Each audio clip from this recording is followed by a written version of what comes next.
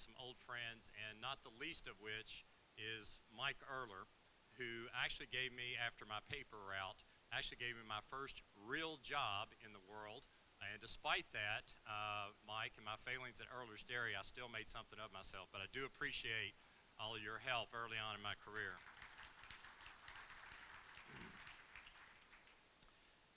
If I am a little out of sorts today, I do a lot of public speaking, I apologize, but we had an incident that happened down in our Bowling Green post just this morning that has left even a veteran like myself kind of shook. We had a bank robbery that took place. The teller voluntarily gave over the money. There was patrons in the bank, had their hands up, and the perpetrator shot the teller and killed her. And on his way out of the bank, he looked at another individual, a fellow who was a patron at the bank, who still had his hands up, and said, "Did you witness what just happened?" And the guy, obviously scared, said, "Yes, I did," and he shot him as well. And just before he left the door, he looked at a woman who still had her hands up and was shaking and said, "Did you see what happened today?" And she said, "I didn't, but my husband did." Y'all are so gullible. Man.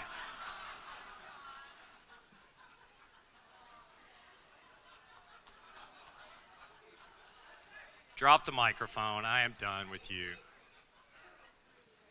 There's a reason I tell you that story. Kind of funny on its face. But you wanted to believe it because it was coming from what you thought anyway, until I dispelled that myth, a credible source.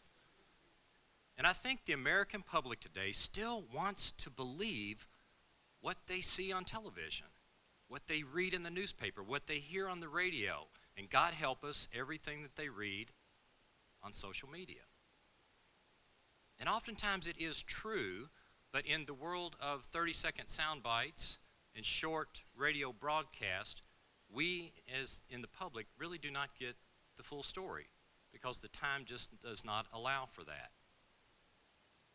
We are living in a world today where in the world of policing, we have higher entrance level standards, we have better and more realistic training than we've ever had, and we also are living in a time of greater scrutiny than any other time period in the world. And that's a good thing. I wanted to share with you today as we start out about what really happens when the police use force, when they're forced to do that. I wanted to share with you today some national statistics that are relatively new. These were done independently, oddly enough, by the Washington Post. And they compiled all the data that took place in 2015 when the police used force against the American public and the circumstances that surrounded that. Now, if you remember the story a month or two ago, it surfaced somewhat embarrassingly for the FBI that the FBI had kept, by their own admission, pretty shoddy statistics on the number of police-engaged shootings and use of force issues in America. Their numbers were completely skewed. And finally, Director Comey, who I think a lot of, admitted that we've got to do a better job of this. But this independent study from the Washington Post found this out. In America today, there's about 18,000 separate police departments. That in and of itself is pretty hard to believe. But of those 18,000 police departments, last year in 2015, in totality, they received about 42 million calls for service. Now, these were calls where the public specifically placed a call to that police department for some type of assistance, emergency or otherwise. This does not take into account the times that the police had a self-initiated stop. The traffic stop, a motorist assist that they just happen to roll up on, any number of things going on in the parking lot of a shopping center, whatever. Doesn't even take those into account. Of these 42 million encounters, force or the threat of force took place 1.4% of the time. Force or the threat of force by law enforcement happened 1.4% of the time. Now, I went to Jefferson County Schools, so I did this 3 times to make sure I was right. That's 588,000 times that the police used some type of force or threatened to use force to gain compliance from someone that they had encountered. That's all force, not just deadly force. That's taser, ASP, open hand strike, physically grabbing somebody, all the way up to a gun. If you do the math on that, ladies and gentlemen, sadly, out of those 42 million encounters, 965 people were killed in America last year by police. Now, when you scrutinize that number just a little bit closer, if you do the math on it, and you just look at the times that the police, the 588,000 times that the threat of force or force was actually used, if you do the quick math on that, the use of force encounters that result in death to someone is 0.001% of the time. Obviously, when you do the math and you figure that on 42 million encounters, the number is exponentially even lower. But what does all that break down to in real life? At the end of the day, we're talking about 965 people that are dead. 3/4 of the time, the Washington Post reported, in 3/4 of the shootings, the police were under attack or they were defending someone who also was under attack. Under that subcategory, that 75%, how does that break down? 28% of the encounters, there was someone that was either shooting physically at the officers or shooting at someone else when the police arrived. 16% of the time involved some type of other force, physical or another weapon of some type that the individual had. And the other 31% of the time, the individual was physically pointing a gun at the officer or at some other innocent bystander when they arrived. I should also tell you, and we're seeing a spiking trend in this in America, sadly, that of those 965 people that were killed, it was documented later that at least 25% of those individuals were experiencing some form of mental illness. And what should scare you, because it scares me, is that of the people that were shot that were mentally ill, 9 out of 10 of those people had a gun. I should also tell you that the study revealed that 9%, 90 people that were killed were unarmed. Now immediately our thought process goes to the police has shot an unarmed man. And that does happen. But there's a multitude of circumstances behind that as well that you should be aware of. There is a trend that has been taking place in America for the past 2 or 3 decades that we begin to recognize called suicide by cop. You've probably heard of that, where an individual, for whatever reasons, cultural upbringing, religious beliefs, just cannot do it themselves, want to die, but cannot commit suicide, so they put themselves in a place where they force the police to use deadly force against them and do the act for them. Experts tell us that at least 10 to 15% of the fatalities that the police have engaged in any given year is a suicide by cop issue. That's a sad statement, but true. But 9% of the people were unarmed. So the question begs, what might happen, what circumstances might justify shooting an unarmed person? And there are some that do. Not only suicide by cop, but obviously mental illness, mistaken circumstances, and yes, poor judgment on the part of the officer. Incidentally, of those folks that were killed, that were unarmed, less than half of those were African Americans. That's the national level. How does it stack up at the state level? And I only compile Kentucky State Police statistics because those are the ones I have control over to some degree. Interestingly enough, ours is even lower than the national average. The Kentucky State Police last year answered a little over 500,000 calls for service throughout the Commonwealth of Kentucky. Incidentally, we drive 30 million miles a year. We're an environmentalist nightmare, folks. KSB averages about 500,000 calls of service a year. That does not count the trooper out on a lonely back road late at night who happens to see something suspicious and has enough reasonable or probable cause to stop someone. We don't even take that into account. So the encounters are much, much higher. And when I say 500,000 calls for service, that is someone that is physically called who needs our assistance in some form. It is not me seeing Bubba at Wendy's and him saying, "Hey, saw you at the Rotary."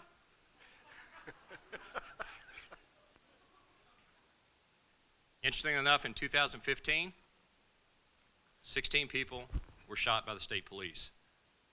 7 fatally injured, 6 critically injured, 3 received no injuries.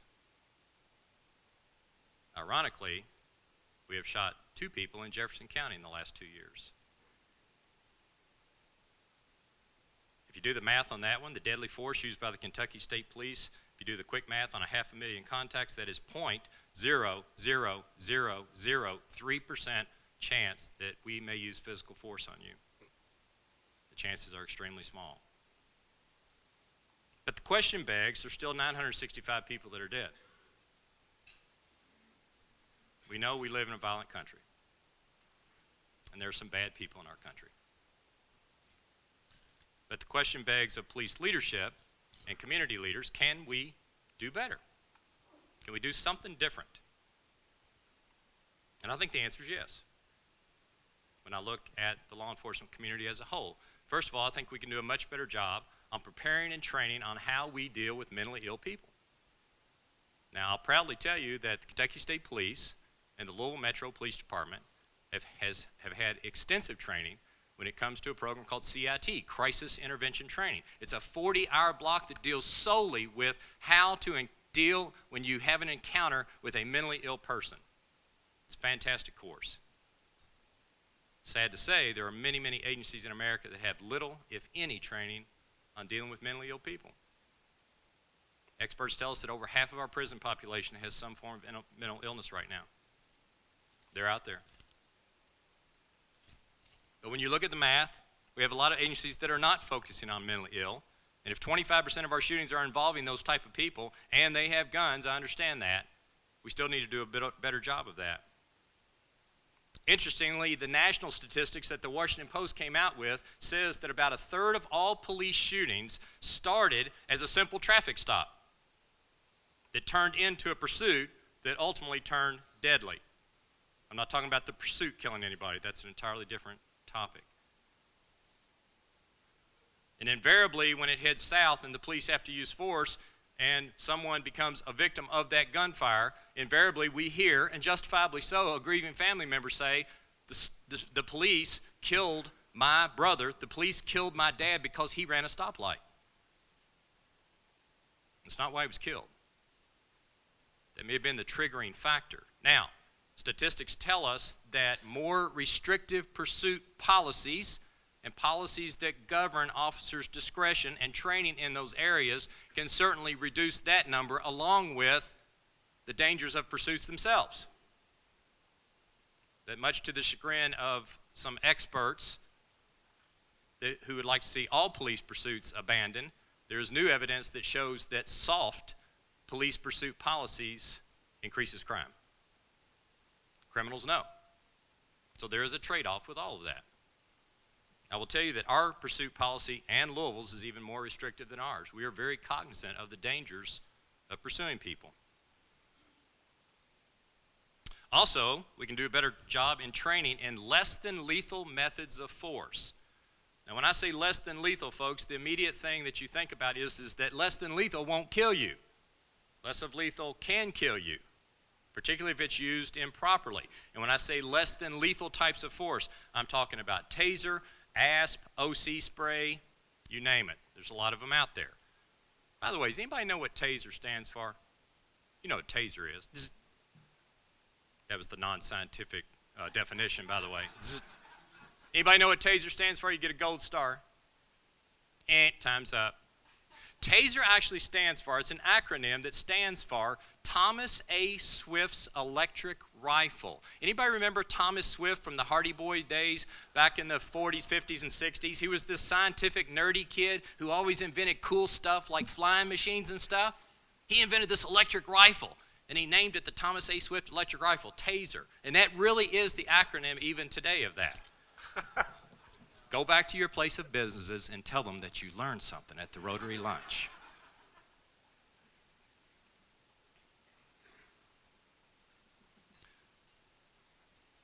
Here's something I want you to remember. Please remember this. Less than lethal force tactics by the police are for that purpose. The police are not taught to use less than lethal force against a deadly force encounter. How many times have you heard a quick soundbite on the news? I don't know why they shot my husband. he was only waving the gun around in the air, they could have tased him. Have you? Or something similar thereof.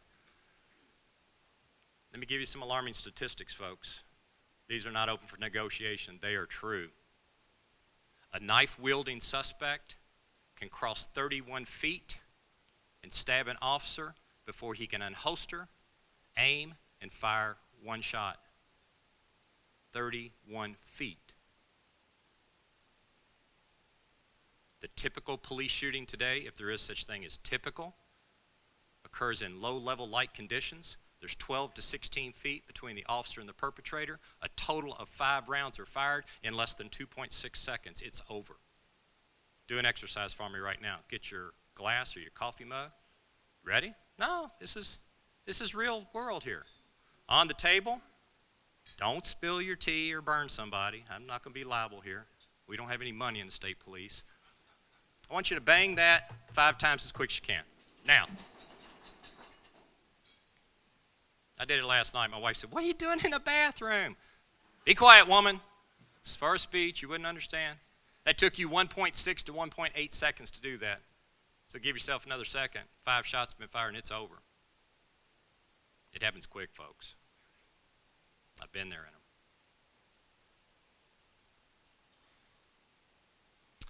Since we instituted tasers in 2010, during a resisting arrest scenario in the Kentucky State Police, injuries to troopers have gone down 90%. Injuries to suspects have gone down 15%. Now, why the disparity? Well, they were already flopping around the ground, or they fell and hit their head on a toilet or something. That's the non-scientific reason, but it's true. But it has been proven to reduce injury rates under certain circumstances. So how do we train for these occasions? Well, we have some of the best real-life training conditions that place men and women under the most stressful conditions we possibly can without recreating the real thing. And you can do that. In the state police, we spend about 80 hours of training just on firearms. Glock, shotgun, automatic rifle, either M16 or an AR-15 for you military folks, which we got all of those rifles through the military surplus program because we didn't have any money. So just for a moment, I'll digress to debunk all the police militarization rhetoric that's going on in the country. The real story, folks, is that over 86% of the equipment that the Kentucky State Police gets from the military is non-tactical in nature. Boots, socks, belts, you name it, 86%. And also, while I'm on a roll, we don't have any drones. I want to go on the record. We gave all of our drones to Louisville Metro Police Department Chief Conrad. I'm joking.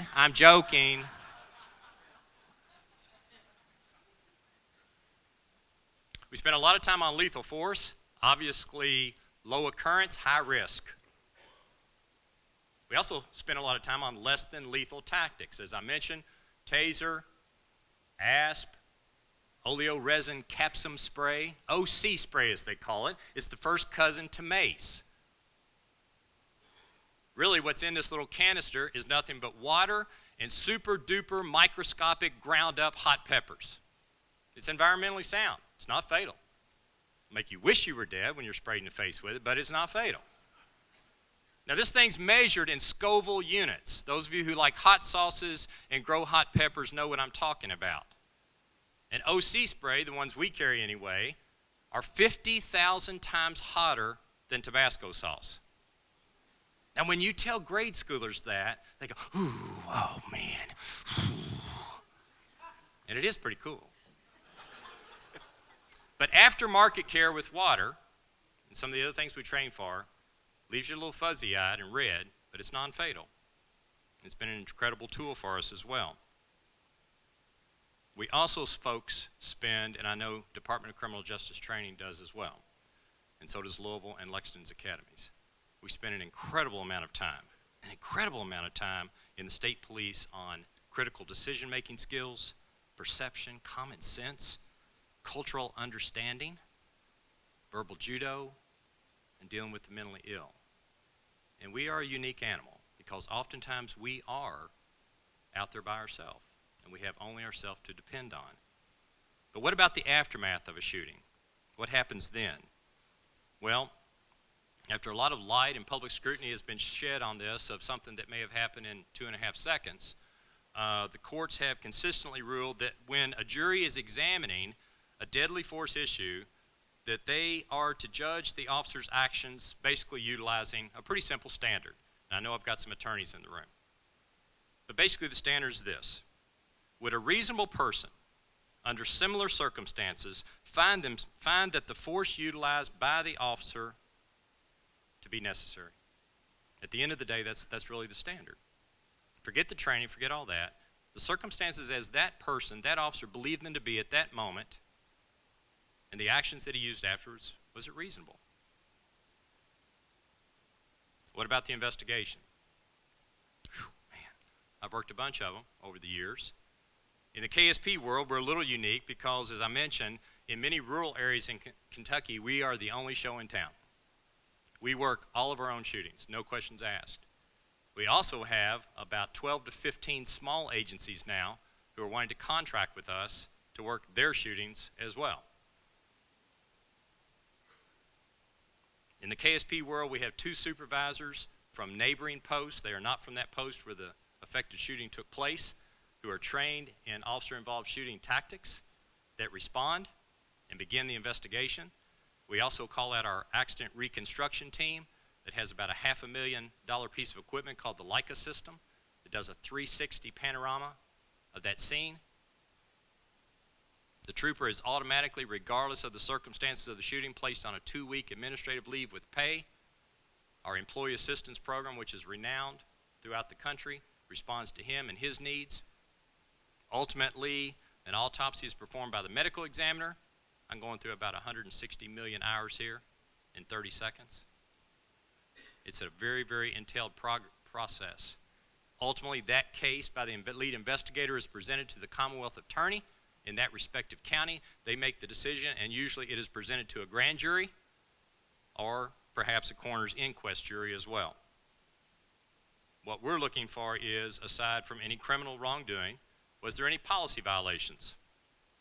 And our academy spends an incredible amount of time, particularly when one of us is killed. Did we violate our training procedures? Does our training need to change? Did we do something wrong?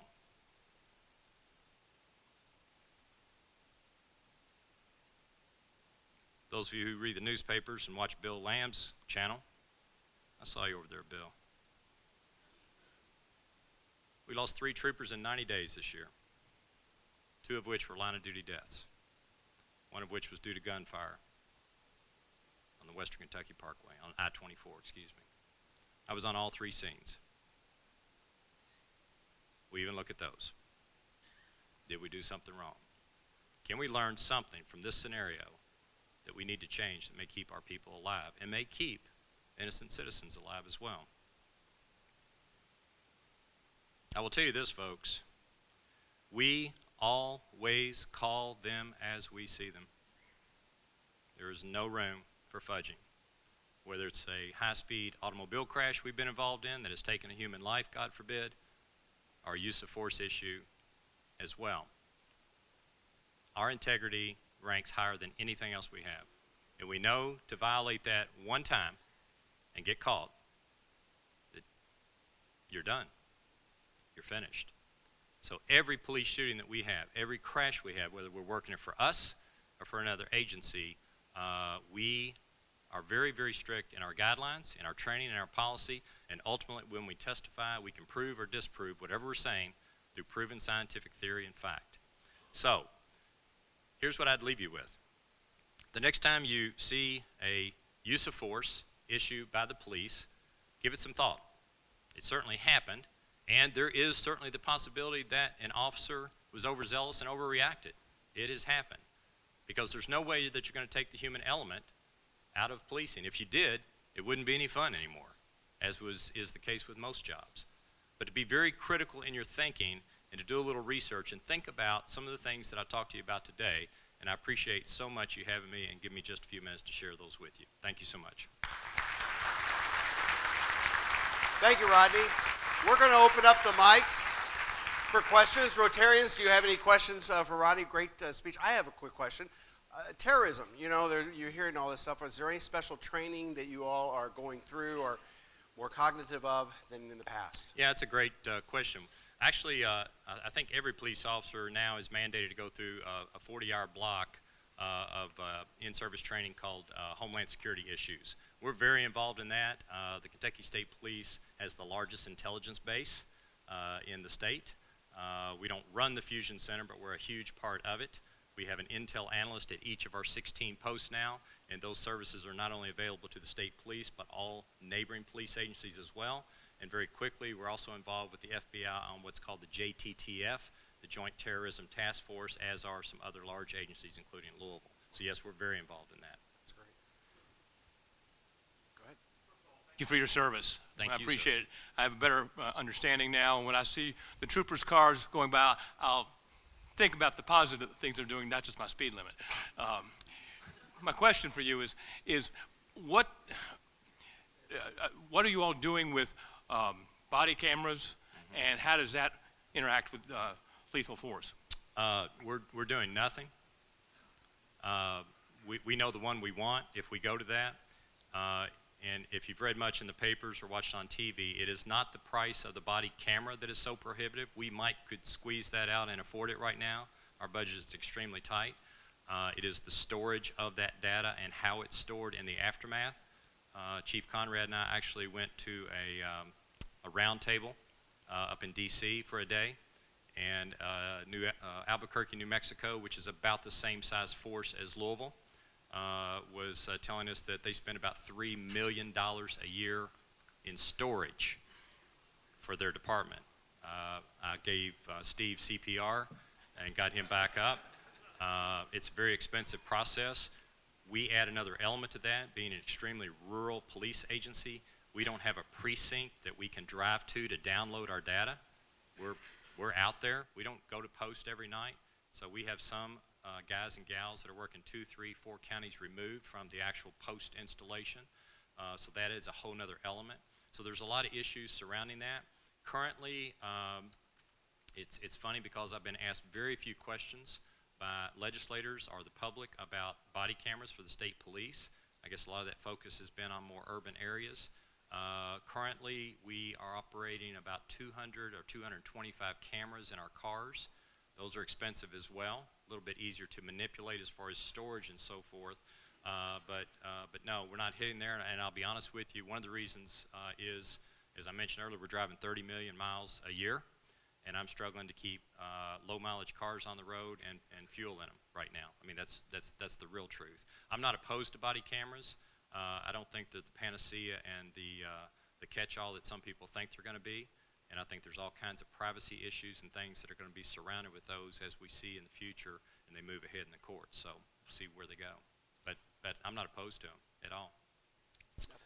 Yes, sir. Again, thank you for your service. Thank you. You mentioned the 40 million called instances and the 900 people killed. Of the 40 million called instances, you said that the sort of reactive, the traffic stops, all that kind of stuff, that's not included in the data. Right. That 40 million, what percentage of that is the total response? Are we talking about 100 million reactions or interactions with the police? We're talking about 60 million? You mean including a chance police interaction? I'm just driving by the parking lot late at night and I see something that's not right? Yes. I don't know. Okay. The answer is a bunch. You can see now why Dr. Tewksbury did not sponsor me for my master's degree. But the answer is a bunch, and intuitively I can only look at the state police in Kentucky, but I can tell you that probably our best guess, and we're not capturing that on CAD, we're doing better now than what we were, but it would be at least in the state police, on top of the 500,000 calls, it would be at least another 100 to 200,000 incidents, contacts, at least. Yeah. Thank you so much for the message you've shared. So I've been watching the situation in the United States from abroad for 2 years, which I think looks relatively different when you're not walking around a place every day. Absolutely. So I really appreciate your perspective and making it so localized for us. The thing that stuck out to me, because I'm interested in dealing in peace all the time, as you said, we live in a violent society. And so I'm just wondering, as a person who sits at the outcome point for that violent society, are there things that you would enact? Like, if you could send a message up the pipeline that says, here are the things we need to change. Is it something in education? Is it something in the way we're raising children? Is it something in the way we're providing health care? But if you were sending a message up the food chain to the starting point instead of the end point, Yeah. what would you share with us? Thank you. Do I have another hour? No. Real quickly, that's a great question. First of all, I'd have to say I think a lot of the black eyes that the police have received, some of which well-deserved, is as a result of us allowing society to grow in the thought process that we can cure all ills. We can't. We respond to a lot of ills, but we also can get to the root cause of a lot of them. I'm going to be real careful about this. Is this film? Bill, do you have you're not recording this, are you? Sweet. I got beat up over this, and I got labeled the Antichrist of guns and everything, but the statistic I told you alone, about 25% of those folks that were killed were mentally ill. That's the ones we know of. And 90% of them had guns. That troubles me a lot. I'm not anti-gun. I get it. I get it. But we've done a really crummy job in Kentucky and in America, and it has to be led, I think, nationwide. Let's just do better background checks. There's people out here who have guns who should not have guns. I don't care about the Constitution. We have people that should not have guns. They're mentally unstable, they have criminal records, and we have all kinds of loopholes that allow them to get guns. That's all I'm saying. Let's be cognizant of that fact. The other thing, getting back real quick without getting too social here, is drugs are killing us. Drugs are killing our society. We can track back that easily 70 to 80% of what we're doing in the state police is drug-driven at the end of the day. Now, how you stop that? Yeah, I've got some ideas, and we've done some good things. The legislature has passed some bills, and we predicted that soon as I say state police, as soon as we started shutting down the pill mills, which we did an incredible job of, we predicted long before it happened, we said, heroin's going to spike, it's going to go through the roof, and nobody listened. They said, and then about 2 years later, heroin's spiking. How come somebody didn't see that? And we're going, man, we don't know. We don't know. There's a lot of different tactics. Drug courts have shown that they work. They do work. And I think in some instances, and I'm not the guru on this, we need to figure out sometimes it is criminal, sometimes it's just a social issue, like an alcoholic. You can do a lot of damage as an alcoholic. But we need to figure out and differentiate between those two extremes. The other thing is, I don't know how you do this one. This is my last one, Lucas. Parents need to start holding their kids accountable. We're living in an age where, kids are, I'm going to call 911 on you. I'm going to report you to social services. Well, guess what? I'm going to take your cell phone. I'm going to take your car keys. So good luck with that. I just think there needs to be more parental involvement and guidance, but. Last question, Lucas. Yes, can you give a quick update on the Jason Ellis investigation? Yes, within some boundaries. That Jason Ellis case, those of you who don't know, that was the Bardstown officer that was murdered a couple of years ago on his way home about 2:10 in the morning. We're working that case. I'll be quite frank with you, it's been an extremely frustrating case, and just because you don't hear much about it on the news, you can rest assured that we have several investigators, but a couple that are some of our best investigators on that. We have followed some leads that we thought were extremely promising that I won't go into because they could still bear some fruit, but we have spent a tremendous amount of time on that case. Interestingly enough, this happened in a very remote area off the Bluegrass Parkway. If you're familiar with that area of the state, Officer Ellis was getting off the ramp to go home. Someone had purposely drug some debris across the road, some cut trees, and when he got out, he was shot 3 times. And oddly enough, we have the audible recording of that, 2 different audible recordings. And you say, well, how's that work? Well, one was Fish and Wildlife. God bless their hearts. They were out doing an owl study. Go figure. Somebody's got to study them. And we have the audible recording of the shooting from a pretty remote area. And also there is a haunted bed and breakfast there, and they record all the time to see if there's any haints or goblins around their facility. And we have it on that as well, which is kind of odd, but there's a haunting repetition to those shots. To this day, we're still not sure if he was the target or if it was just a random whoever stopped and he happened to be the one. We have still not ascertained that. We have interviewed, well, you can imagine, and looked through every piece of IT equipment that he, his family, and friends have had.